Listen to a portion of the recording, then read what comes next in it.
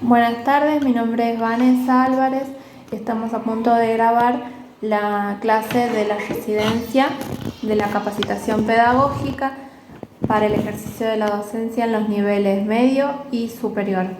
Esta clase está pensada y preparada para alumnos de primer año de secundaria, que al ser la capacitación, al ser virtual, estamos en un domicilio particular.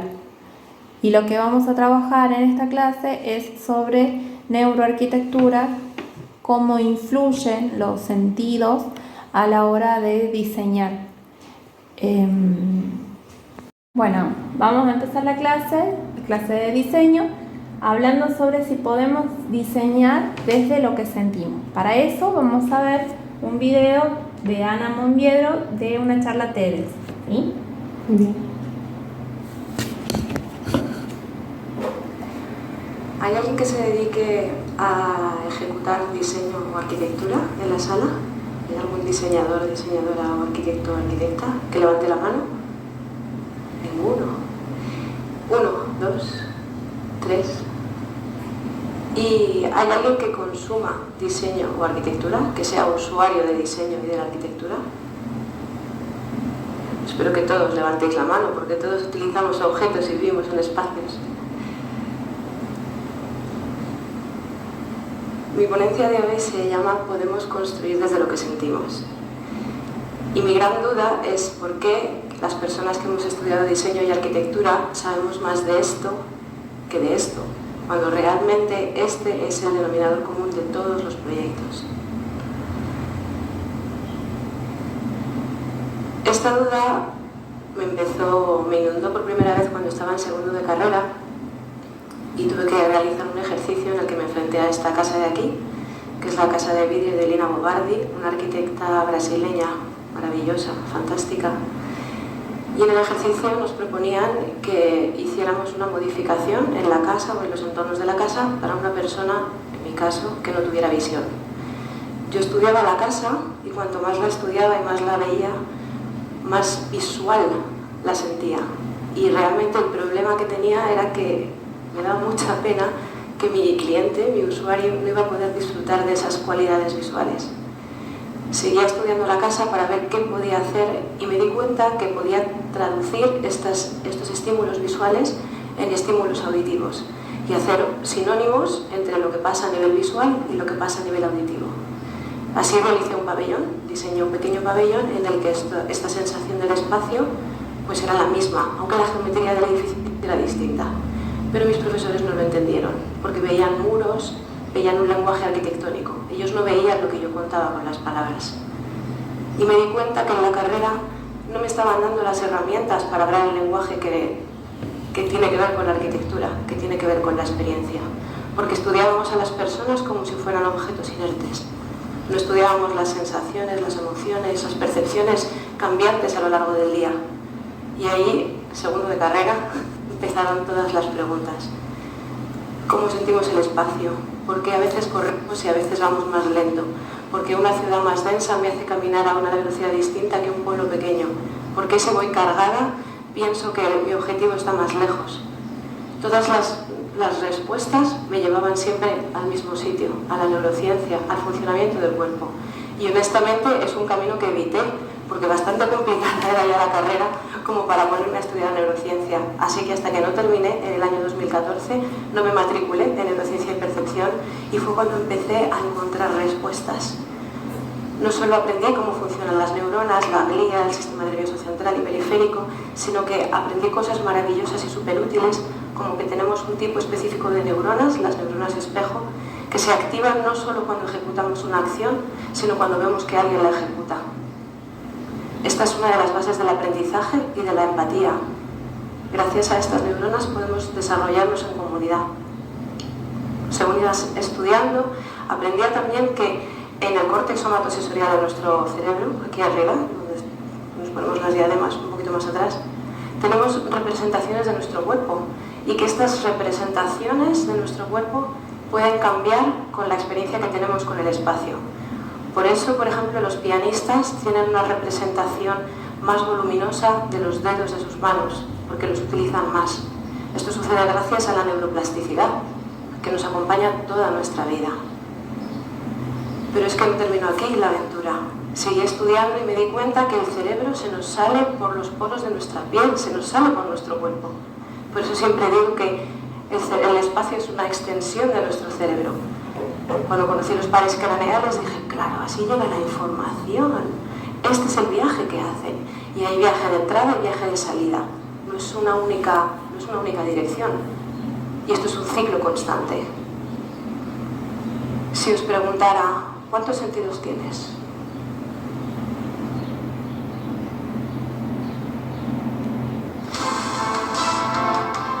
Como la energía nos rodea, te puedes comunicar con todo tipo.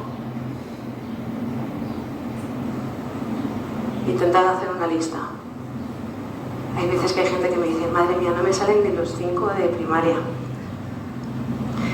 Fue Aristóteles, bueno, tenemos datos de que la primera persona que estableció estos 5 sentidos fue Aristóteles.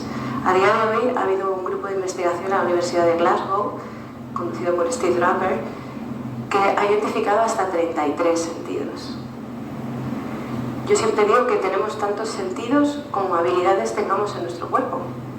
Por ejemplo, siempre cuento que mi madre es muy buena cosiendo y tiene como el sentido de la percepción de la tela, porque ve las telas y dice, no, esta está coja, ¿qué es una tela coja?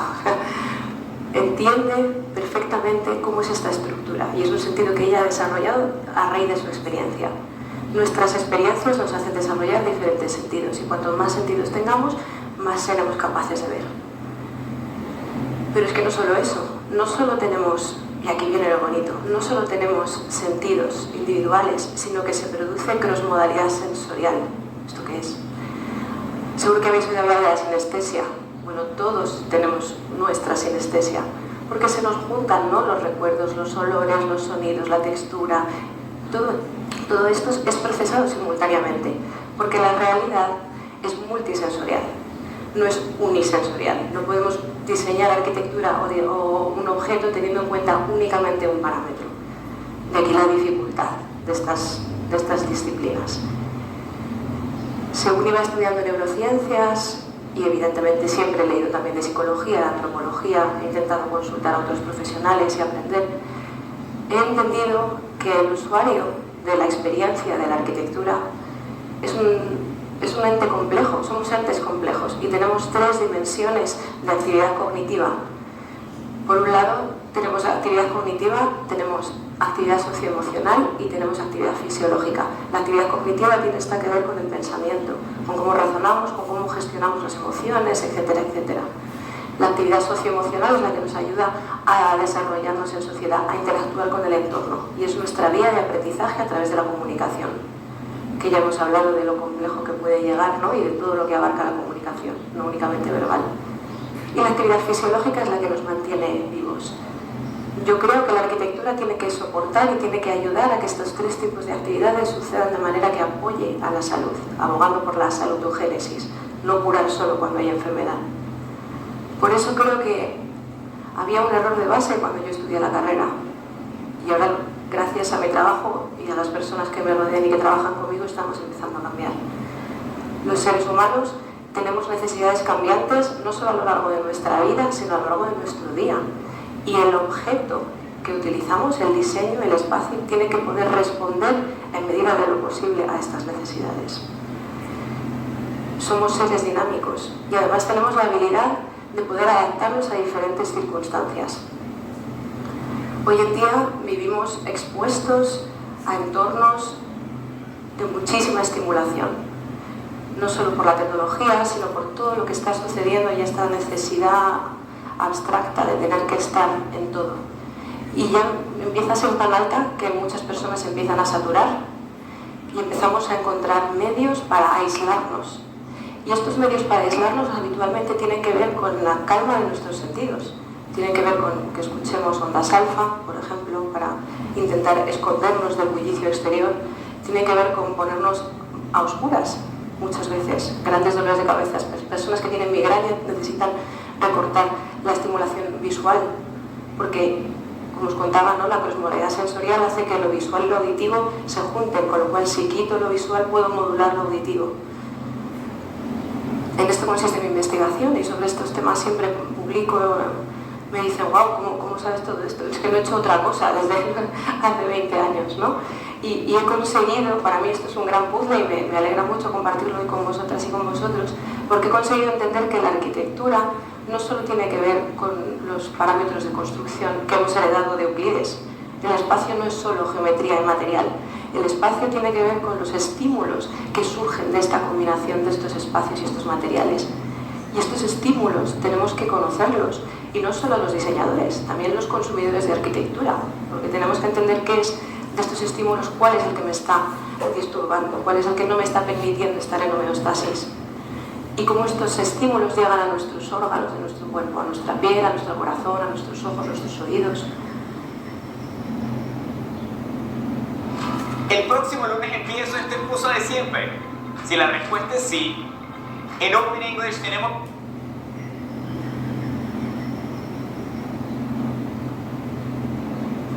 Y estos órganos lo que hacen es que mandan información a nuestro sistema nervioso periférico y a nuestro sistema nervioso central. Y entonces se producen los juicios y se produce el razonamiento. Y vuelta otra vez porque al final nuestro comportamiento tiene un impacto en el entorno que habitamos. Y ese impacto vuelve a nosotros y a nosotras. Comprender este ciclo, que he resumido bastante, en esto consiste la investigación y en esto consiste, desde mi punto de vista, la arquitectura. Después de terminar, dar este paso teórico, dije, bueno, pero esto ¿cómo lo aplicamos? Porque si yo tengo todo este conocimiento sobre el sistema nervioso, pero luego no lo aplico en mis proyectos, ¿para qué he estado estudiando? Y así surge hace un año el Laboratorio de Representación Fenomenológica, que es un proyecto de investigación libre, no está asociado a ninguna universidad, que lo hago con una amiga mía que está en California, y hemos podido juntar a un grupo de 25 voluntarios y voluntarias que nos ayudan a recopilar información con el objetivo de desarrollar un lenguaje gráfico que nos permita explicar todos los aspectos intangibles de la arquitectura. Somos conscientes que la tarea ética de la arquitectura es velar por la salud emocional de los habitantes, y para eso tenemos que hablar el lenguaje del cuerpo, el lenguaje de las sensaciones y de las emociones. Y nos tenemos que valer de las herramientas gráficas, porque como decía Le Corbusier, dan menos lugar a la mentira. Estos son algunos planos, algunos dibujos que hacemos en los laboratorios, en los que hablamos sobre qué características visuales tienen los espacios y cómo estar en un sitio te ayuda a estar en conexión visual con otro.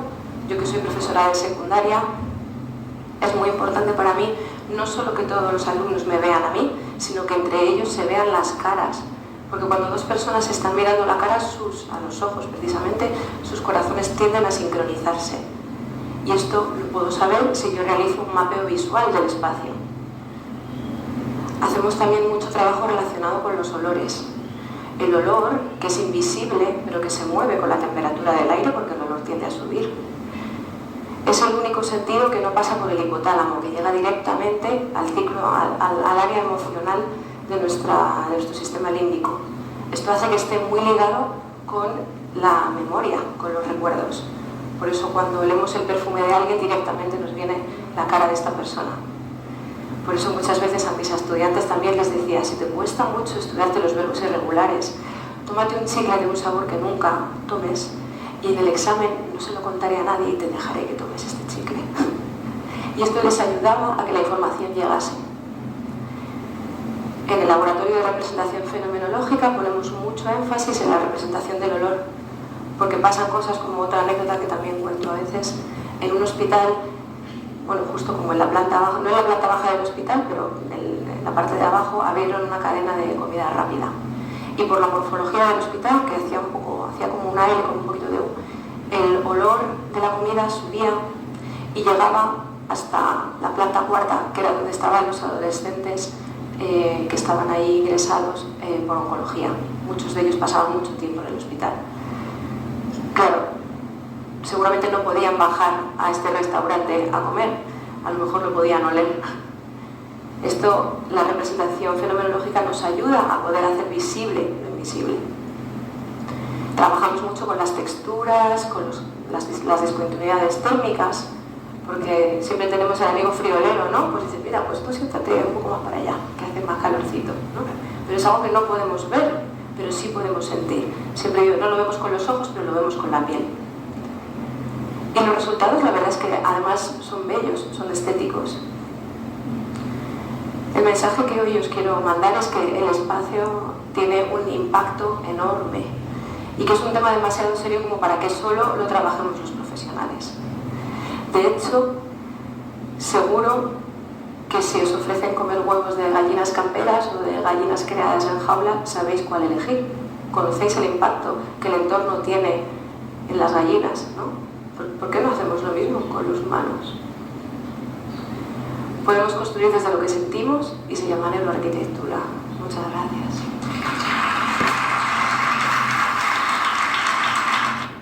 Bueno, entonces, después de que vemos el video, acá empieza hablando sobre cuántos sentidos se han descubierto ahora. Y bueno, siempre pensábamos que eran 5, pero nuevos estudios muestran que son más de 30, 33. Bien. ¿Y cómo podemos utilizar estos sentidos a la hora de nosotros diseñar algo? Y bueno, por ejemplo, el gráfico que me llamó mucho la atención es el que mostraba las zonas de calor de la casa.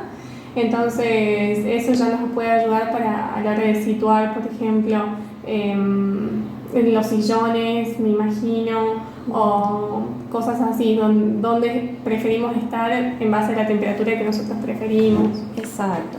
Pero acá, al principio, no sé si viste, tiene como unos gráficos de personas haciendo cosas. Uh-huh.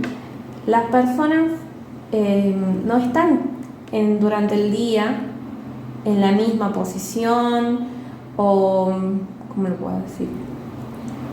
A medida que va pasando el día, ¿qué pasa con estas personas? No es algo rígido, ¿verdad? Uh-huh. Entonces, al usar estos sentidos, tanto como vos mencionabas, el calor, los olores, todo eso hay que usarlo para diseñar para los distintos momentos del día, ¿no? Entonces, ¿algún autor que vos conozcas que haga algo así? Por ejemplo, es muy conocida la historia que en la próxima clase, para la próxima clase vamos a ver la película, pero es muy conocida la historia de Frida Kahlo. Ajá.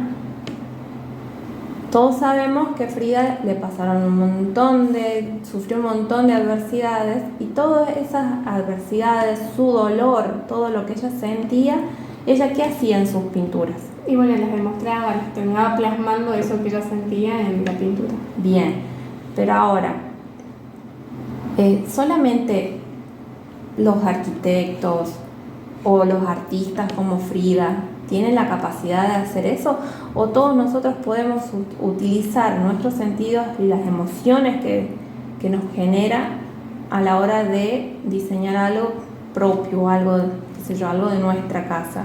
Y no, es algo que todos podríamos hacer. Ahí ella decía una frase que me encantó, que esto de la neuroarquitectura es importante no solamente para los profesionales, sino para los usuarios de arquitectura, que en realidad somos todos, porque como ella decía, todos ocupamos espacios para vivir y desarrollarnos. Claro, todos somos consumidores, como decía ella, de diseño, de arquitectura. Ahora,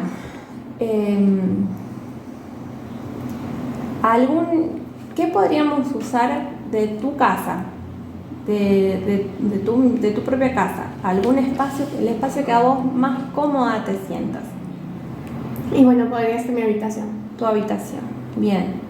Cuando vamos a rediseñar tu habitación, ¿qué tendríamos que tener en cuenta, de acuerdo a lo que vimos en el video, para diseñar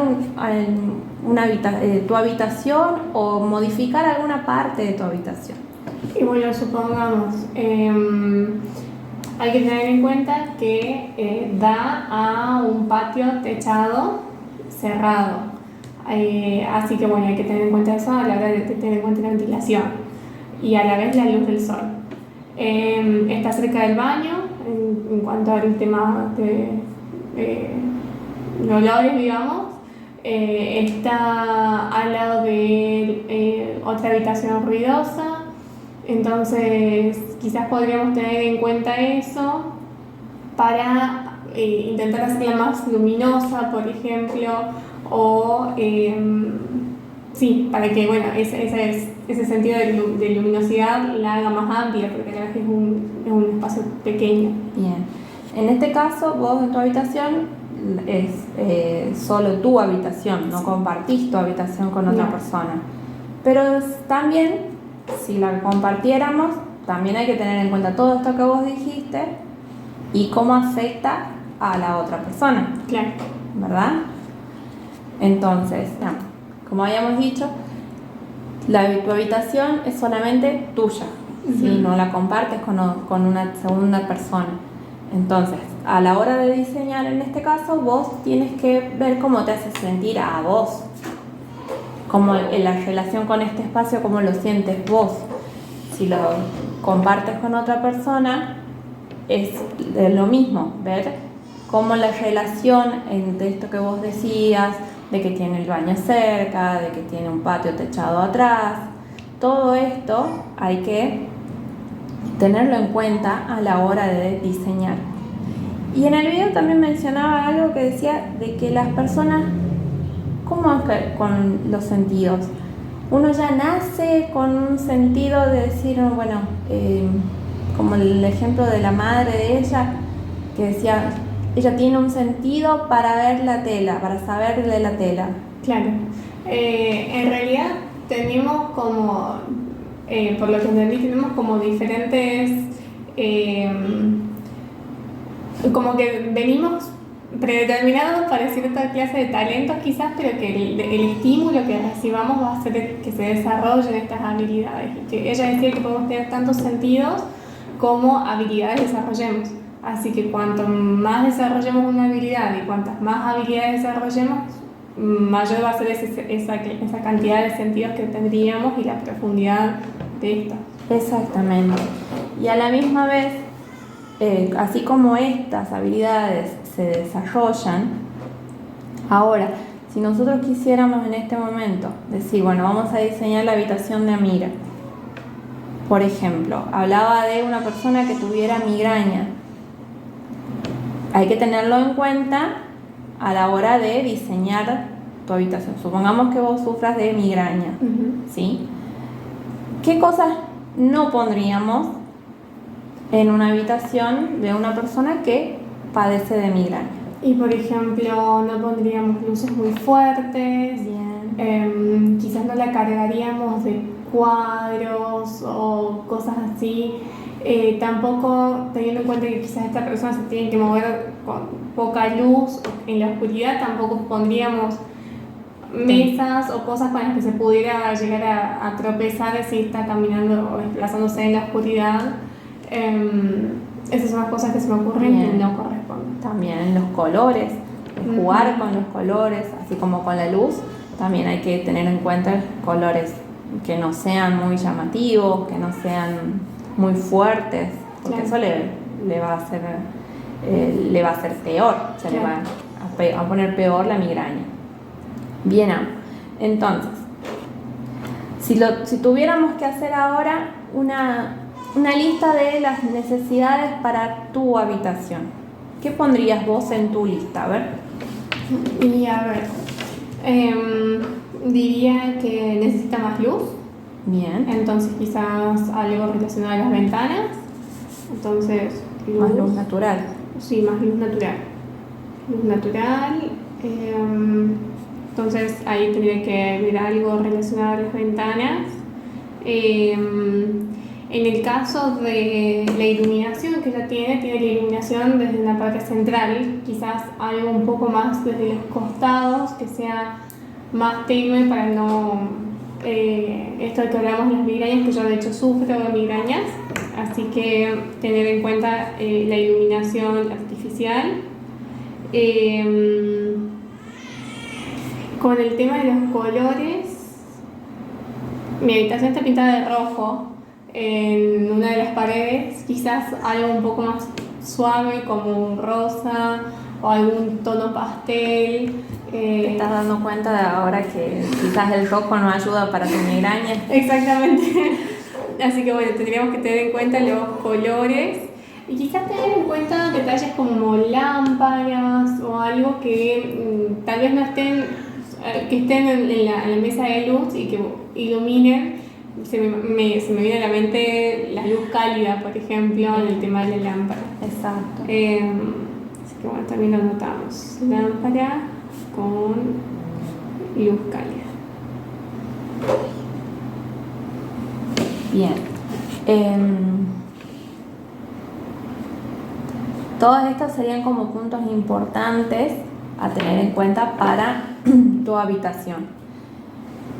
Y a la misma vez hay que ver cómo todo esto afecta, porque si bien vos estás en tu habitación, estás vos sola, pero si vos vas a decir, vamos a agregar una ventana, a agrandar, perdón, una ventana, vos también tenés a tu mamá, tenés a tu papá, tenés a tu hermano, ¿cómo afecta esto, ¿sí?, la relación con las personas que están fuera de esta habitación? Y también que la habitación hay que tener en cuenta que no es algo solamente que uno va y solamente va a dormir ahí. No, porque vos también sos estudiante, seguramente estudiás dentro de tu habitación, por ahí también poner un espacio para que vos puedas dedicar al estudio, eso también es algo importante. Acuérdate que habíamos visto de que las personas no se manejan todo el día en algo rígido, no son objetos rígidos, ¿sí? Entonces la relación con los espacios no es algo rígido, no es que voy a la cocina solo a cocinar y a comer y nada más. También veo la tele, también me junto con mis amigos y charlamos alrededor de la cocina mientras uno cocina. Entonces el espacio tiene que ser fluido y abarcar todo lo que una persona suele hacer en este espacio. Entonces para la próxima clase vamos a hablar sobre, vamos a ver el video de Frida, ¿sí? Y lo que vamos a hacer un pequeño boceto, ¿sí? Ya teniendo toda esta información de lo que vimos en el video, lo que charlamos acá, vas a poder hacer un bocetito de cómo te gustaría a vos que fuera tu habitación. ¿Sí? Y cuando veamos el video, la película de Frida, ahí vamos a ver un poquito más acerca sobre cómo a ella toda su vivencia, toda su historia, ella los plasmaba en sus pinturas. Entonces vamos a tratar de ver esto en la próxima clase, ¿te parece? Dale, buenísimo.